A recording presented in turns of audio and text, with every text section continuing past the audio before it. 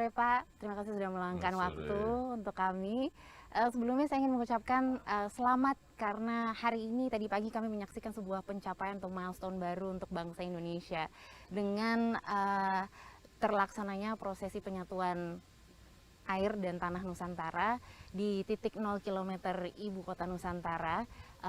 Selamat Pak, kita memulai perpindahan ke Ibu Kota baru. Nah, sekalian ingin bertanya, apakah filosofi di balik memilih titik 0 di tempat lokasi tersebut? Yaitu hitung-hitungan geospasial yang Ya. dilakukan oleh Kementerian PU, Hmm. memang titiknya di situ. Tapi kalau di sini ini titik untuk istananya. Oh, Ya. ini titik untuk istananya Sini titik berarti. istananya, ini tempat yang tertinggi dari permukaan laut kira-kira 80 meter. Ini yang Hmm. paling tinggi di sini. Sehingga Wah. bisa melihat ke Melihat alam yang luar biasa ya. seluruh penjuru kanan kiri. Sebelumnya, sebelum kami lanjutkan Pak, kami ingin mohon izin untuk membuka masker karena kami semua sudah mengikuti protokol kesehatan, sudah PCR swab untuk membuka masker supaya dapat menyapa pemirsa lebih baik lagi. Nah, bagi rakyat Indonesia ini kan banyak sekali manfaat yang didapat dari pemindahan ibu kota negara. Di antaranya kan pemerataan pembangunan dan mungkin juga menghilangkan persepsi bahwa semua pembangunan itu kan kelihatannya berpusat di Pulau Jawa. Nah, apa keputusan atau apa pemikiran dibalik memilih Pulau Kalimantan sebagai lokasi ibu kota baru? Ya ini kan sebetulnya kan sudah dari proses yang panjang ya. Ya. Gagasan untuk memindahkan ibu kota ini sudah pernah diputuskan oleh Bung Karno di tahun kira-kira 57, tahun 1957. Tapi karena pergulakan, mundur-mundur, akhirnya nggak jadi. Saat Presiden Soeharto juga sama, ingin memindahkan dari Jakarta ke Jawa Barat. Tapi juga tidak jadi karena ada peristiwa 98. Zaman presiden berikutnya, Presiden SBY juga melakukan kajian-kajian untuk memindahkan ibu kota. Karena banyak juga alasan.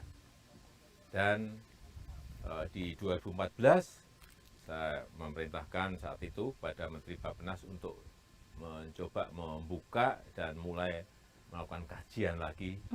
Sehingga dari beberapa lokasi, banyak lokasi, kemudian diciutkan, akhirnya menjadi 3, kemudian diputuskan di Kalimantan Timur, di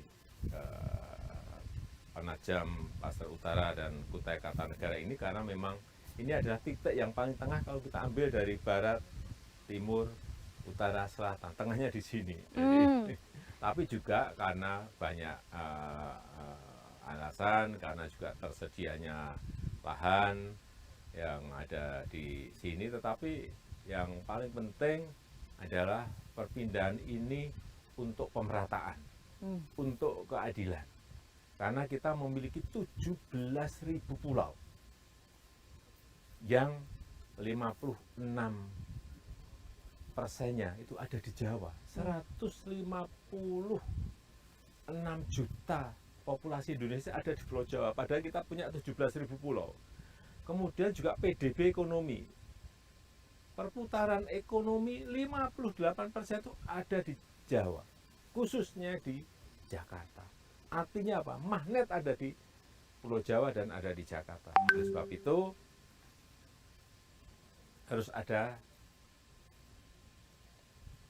magnet yang lain, sehingga dari 17.000 pulau ini semuanya tidak menuju ke Jawa, sehingga beban Pulau Jawa, beban Jakarta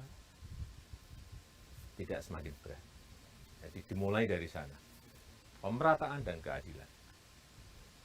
Oh, iya. Jadi pemutaran ekonomi juga sudah terlihat karena kabarnya kita mengadakan acara ini, rental-rental dan semuanya sudah fully book. Berarti dengan mengadakan satu acara aja sudah bisa menghidupkan ekonomi dengan cara yang luar biasa.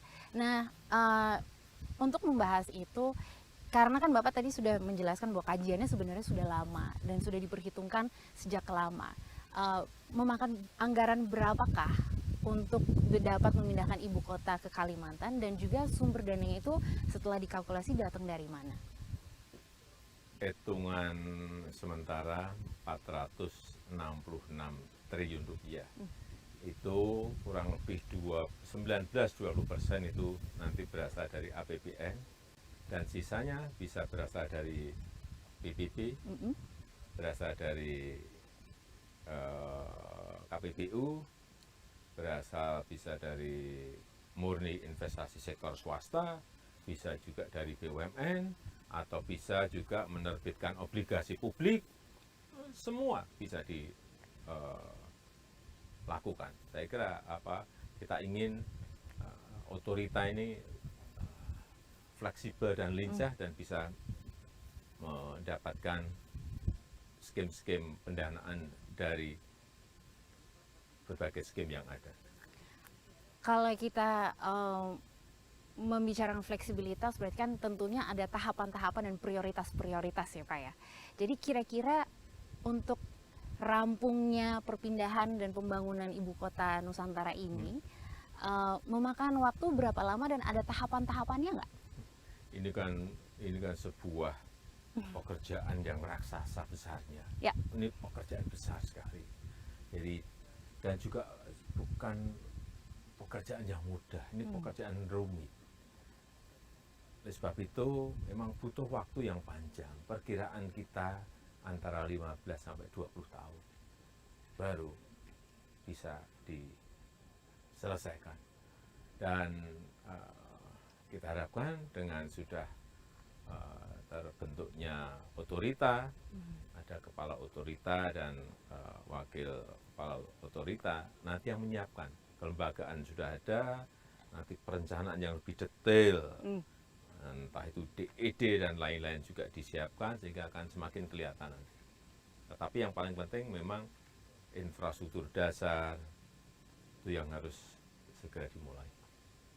Dan berarti hari ini dengan prosesi tadi pagi adalah officially kita akan memulai pembangunan di IKN ini ya Pak ya? Ya, saya senang tadi pagi seluruh gubernur hadir, membawa tanah dan air dari provinsi masing-masing, kemudian disatukan di sini, artinya ini merupakan sebuah kekuatan besar dari negara besar kita Indonesia, dan dukungan yang diberikan dari seluruh provinsi di tanah air ini akan sangat menyatukan dan memberikan kekuatan yang baik pada dimulainya pembangunan Ibu Kota Nusantara ini. Milik bangsa Indonesia. Tadi yang Bapak, saya quote dari sambutan Bapak tadi, luar biasa. Dan Pak, dengar-dengar nih peringatan 17 Agustus juga akan difokuskan di sekitar wilayah Ibu Kota Nusantara. Boleh mungkin dijelaskan detail-detail yang bisa di-share saat ini? Ya, ini kan baru dimulai, ada namanya rencana, ya, ada beberapa menteri yang menyampaikan untuk nanti di 2024 17 Agustus dilakukan di sini. Ya, kita lihat nantinya seperti apa. Kalau memang istana dan beberapa kementerian sudah jadi, atau mungkin fasilitas yang lain-lainnya sudah jadi, ya bisa saja. Tapi nantilah kita putuskan setelah kelihatan progresnya. Nah, mungkin pertanyaan terakhir dari saya, kami sekarang berdiri di titik tertinggi tadi yang menurut penjelasan Bapak yang Istana akan di sini menjadi spot istana, dan kita melihat view yang sangat luar biasa. Apakah keberadaan alam akan menjadi konsep juga, salah satu konsep krusial untuk pembangunan Ibu Kota Nusantara? Ya, konsep Ibu Kota Nusantara ini adalah kota hutan. Artinya hutan ini akan dibiarkan hijau seperti ini, tetapi ini yang dipakai untuk ibu kota ini adalah hutan tanaman industri yang monokultur, yang homogen tanamannya, yang setiap 7 tahun ini ditebang. Ya, kita harapkan nantinya kita ini kan juga membangun yang namanya nursery, pusat persemaian, yang produksinya kira-kira 20 juta Hmm. bibit tanaman per tahun. Yang dari situlah nanti kita